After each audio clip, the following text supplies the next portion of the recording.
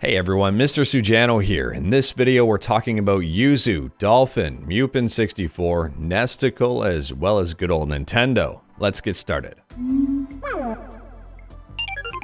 Alright, we'll kick things off here talking about Nintendo Switch emulation on PC with Yuzu. If you're a fan of modding your Switch games, you're gonna really like this update. Previously, this feature was only available in early access, but has since been merged with the main build of Yuzu. You probably already have this feature and haven't even realized it yet, because when you boot up Yuzu, it updates to the latest version. So once you boot up Yuzu here, click on Emulation, click on Configure, and you'll see a brand new option in the general settings. It says Extended Memory Layout, 6 GB of DRAM. Feel free to go on ahead and click on it. At a really high level here, this option is extremely helpful if you have mods that potentially require more memory than the Switch can offer. For example, increased resolution and texture sizes. Moving on now, and we're talking about Nintendo 64 emulation on Android with M64Plus FZ. This emulator is amazing. It's 100% free and it's about to get ads. The creator of M64Plus FZ announced on Reddit today that yes, unfortunately the time has come and they will be putting ads on M64Plus FZ due to personal reasons fairly soon, maybe even the next update. Now, in addition to that, if you want to use the free version of the app without ads, the creator of the app is posting the APK up on GitHub and you can pick it up there. You will need a GitHub account in order to pick up the APK file. If you don't, you can't click on the link. This works the exact same way as Skyline with needing the GitHub account. This emulator is completely open source and extremely popular. On the Google Play Store, it's got over 5 million installs. On top of that, there is a Pro version here for M64 Plus, and the Pro version includes support for online cloud backup and netplay. I do recommend picking up the Pro version just to support the developer here, but if you don't want to, you don't have to. The Pro version isn't near as popular. It's only got 10,000 plus installs. Personally, I don't really have an issue at all with the creator of this putting in some ads on the free version. I mean, they've worked pretty hard to get this emulator where it is. It's an amazing emulator, it works great, and I love it. In fact, it doesn't really affect me at all because I paid for the Pro version and that does not have ads. And as a side note here, on the free version for Android TV, it won't have ads since you can't click on them, so that's a plus. Next up here, we're talking about GameCube and Wii emulation on Android with Dolphin, just not the Dolphin that's available on the Play Store. We're talking about Dolphin MMJ, where MMJ stands for Subscribe to Mr. Sujano.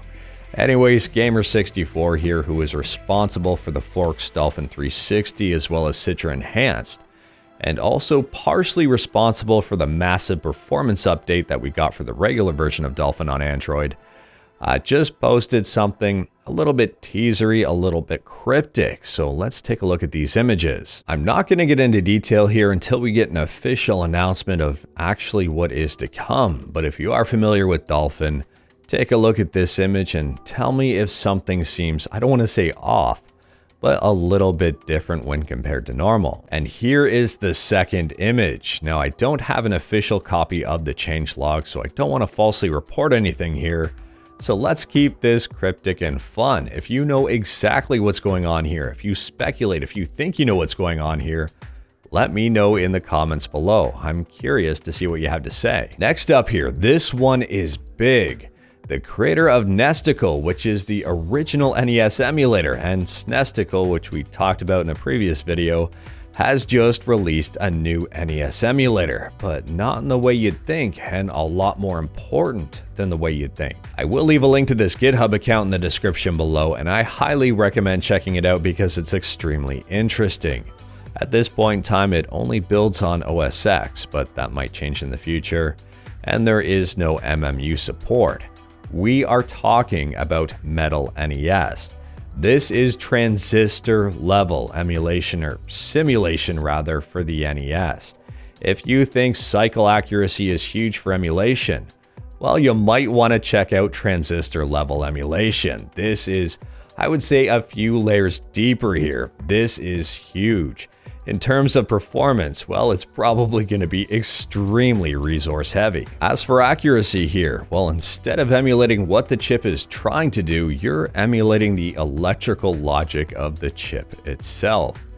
This is pretty darn deep. I am not going to lie here, I am extremely fascinated with this, and I'm really curious to see what happens as a result of MetalNES. Considering it is open source here, I'm wondering if it may or may not help out other emulators in the long run. I'm wondering if this may advance NES emulation and possibly look at advancing other forms of emulation as well.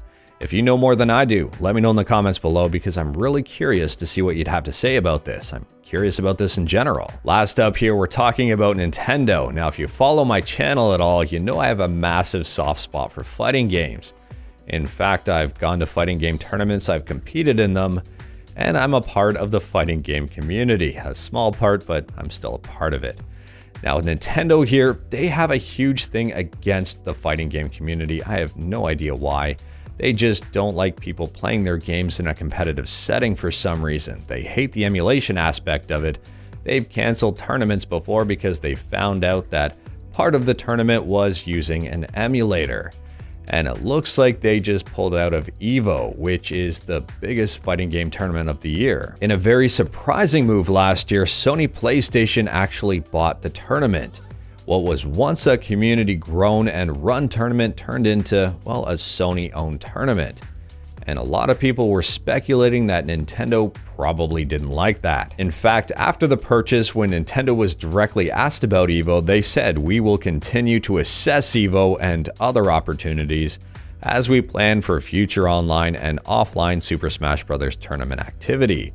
So that statement alone was not promising that they were really gonna want to stay at EVO. In fact, after reading that, I think most of us figured they'd probably end up pulling out of it. I don't want to say that this news was unexpected, but it is disappointing. Nintendo is one of those companies that if they're not having fun, if they don't like something, they will take the ball and just run home with it and won't let anyone else use it. And that's what they do with Smash. But anyways, that is all I've got for you in this one. I'll cut the video off before I continue on ranting and making this longer than it needs to be. Straight to the point, all stuff and no fluff. Let me know your thoughts about anything we talked about today in the comments below. If you like this video, leave a like. If you didn't like this video, leave a like. Hit that subscribe button, check out my other videos. Don't tempt fate, save your state.